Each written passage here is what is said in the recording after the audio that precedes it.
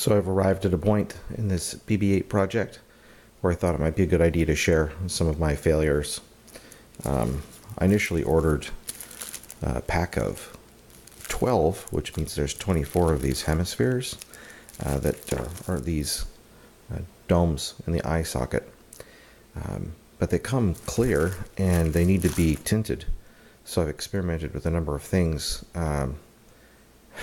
that worked okay, but some of them didn't work so great. I mean, it's difficult to tell, but the acrylic here is so slick that when you put any paint down on the surface of this, any translucent or transparent paint, it puckers and bubbles and does all kinds of weird things. So this might look okay, but on close inspection, you can see all kinds of little like pocks and weird things on here. So that was failure number one. I found though that this Tester's spray enamel worked really well. It's actually what's on these ones that look the best.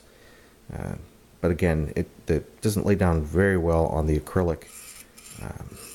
I tried a number of approaches here, cutting them to size first, but you notice that when I put it down and I paint it on a surface that there's this pooling effect that happens at the base. Once I get a good coverage, the coverage that I need, it's just way too thick and it starts to, gravity takes its effect, and that's not so hot. That looks kind of funny. I also tried a number of tests to see if I could get it to adhere to the acrylic better, and using a clear lacquer, which is obviously not very clear. So I put the lacquer down first for adhesion as a primer, and then sprayed the enamel over the top of that, and it produces this really weird frosting effect. It's not so good there. Another failure, and this perhaps is the most spectacular failure of all. So I got this idea off the RPF forums.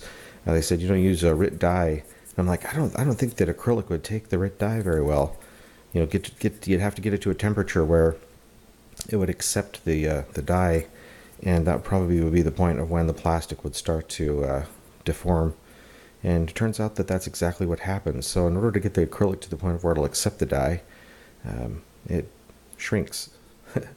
And not only does it shrink, but it didn't really even take the dye. I used black, and you can see here that it turns out this kind of weird reddish color.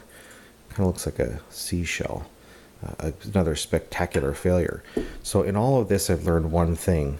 Stop messing around with this. Get a vacuum former, buy some tinted acrylic, and just make the part. Anyway, next time.